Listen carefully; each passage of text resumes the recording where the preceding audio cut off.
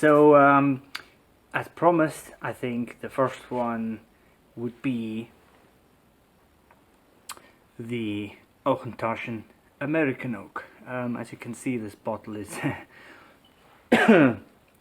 yeah, quite empty already. This one has been out on tour with us, so for those of you watching who've been on tour with us, you might have had some of this bottle. So firstly, a little bit of Auchentoshan. So we operate mainly from Greenock, Glasgow area, and we end up at Auchentoshan quite often. They treat us extremely well, they treat our guests extremely well, they are extremely welcoming. They've got an amazing core range. There's not one Auchentoshan that I wouldn't recommend. So this is a bit of a labor of love, this one for me. Today's episode, absolutely love the Auchentoshan stuff. What is also good about the Auchentoshan range, the majority of them, is that they are very easy to drink. So if anybody wants to introduce themselves to single malts especially, this is definitely one to go for. I'll read you some of what they say. I'll give you some of their tasting notes. The Auchentoshan American Oak is a smooth and complex single malt with notes of white peach and smooth vanilla cream. Now these are strictly the American Oak is from strictly first filled bourbon barrels. No age statement, which is quite classic. On the front we have some vanilla and coconut with clean citrus zest, which is, yeah, I could agree with that, but like I said before in previous videos, maybe read the notes after you've had your whiskey and not before. So the first thing is, this is a spectacular color whiskey. We've got some more Auchentoshans here. We have the Blood Oak, which we'll get to, the Noble Oak, and the 1975.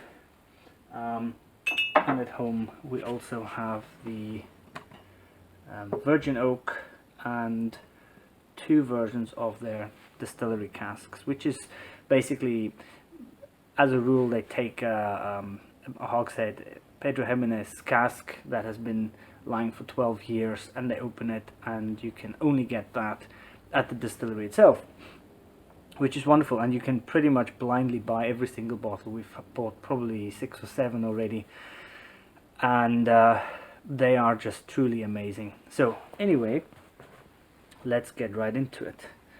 Our trusty Yamazaki glass.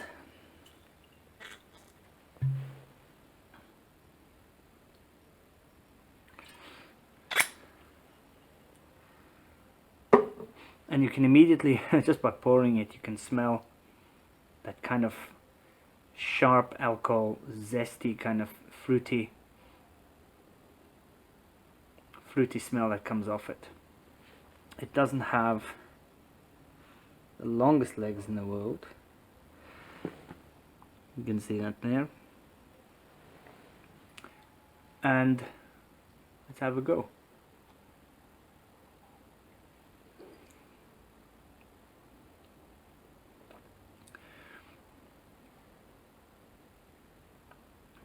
This one for me stays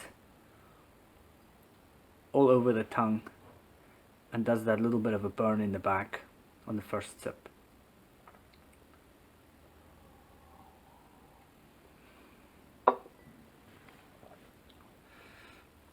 This is not one that I like to put water in it. I think this one is perfect as it is.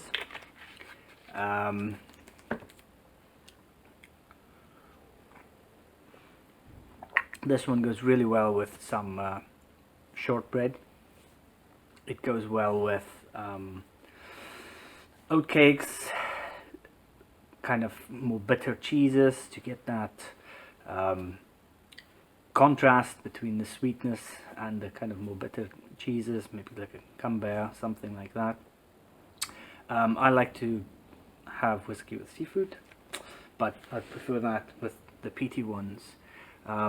Dark chocolate or really sweet milk chocolate is also a good idea to go with this. But these things, I think you should get your own bottle and go for all the different taste matches yourself.